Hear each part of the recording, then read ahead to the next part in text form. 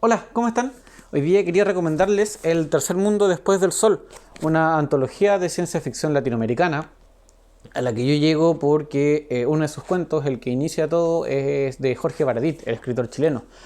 La gracia que tiene este texto es que su carácter de antología permite primero que uno lo pueda seguir de forma independiente. Son un compilado de 14 cuentos escritos por personas de Chile, Colombia, México, Brasil, Cuba, Argentina, Perú, Ecuador, Uruguay, Venezuela y Cuba, y que a lo largo de ellos se retrata y se refleja y se discute, sobre todo se proponen distintas ficciones que tienen obviamente un carácter latinoamericano, tienen una identidad latinoamericana, ya sea por su ambientación, por la nacionalidad de sus protagonistas o simplemente por ser escritos desde acá. Y me parece que ambos elementos, el carácter de ciencia ficción y que sea latinoamericano, es una combinación súper interesante. Fue lo que a mí me trajo para leerlo. La reflexión que hace Rodrigo Bastías Pérez, el quien compila los textos en la introducción, refleja un poco el espíritu de la obra,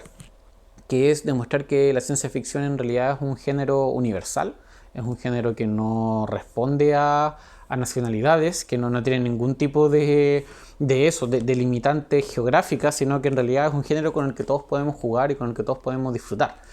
Los cuentos, yo he leído 4 hasta el minuto, tienen que ver principalmente con eso. El de Baradit, por ejemplo, se llama La conquista mágica de América y habla de cómo chamanes de esta parte del territorio y sacerdotes católicos, cristianos de Europa, de España principalmente, tienen una especie de duelo a nivel espiritual y se van leyendo constantemente y van traspasando sensaciones de excitación, de angustia, de alegría, de pena, etcétera, todo en un código bastante espiritual sobre lo que va a ser este encuentro entre ambas culturas. Y así con los otros, hay otro que se llama El Gran Experimento, en el que la sociedad está viéndose cada vez más polarizada por el cambio climático y las personas con los mejores y con mayores recursos económicos se están asegurando los pocos espacios que quedan con agua. Estoy pensando en los polos, por ejemplo, mientras el resto del mundo se masacra entre ellos. Hay otro en el que los humanos, nosotros vamos, Éxodo X se llama, en el que las personas empezamos a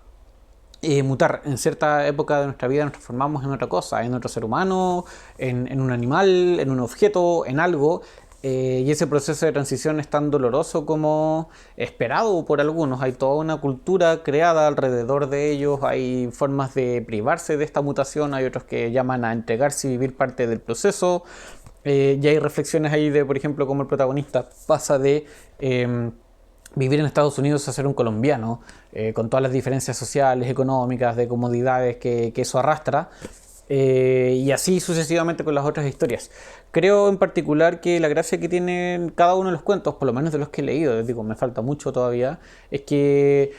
representan lo mejor de la ciencia ficción, que es lo que a mí me trae de este género, que es hablar sobre la sociedad, cómo funcionamos, lo bueno que tenemos, lo malo que tenemos, lo mejorable, y en ese contexto se utiliza la ciencia, se utiliza la tecnología como una herramienta para en realidad proyectar esos temores, proyectar esas características de seres humanos, de Homo sapiens en general.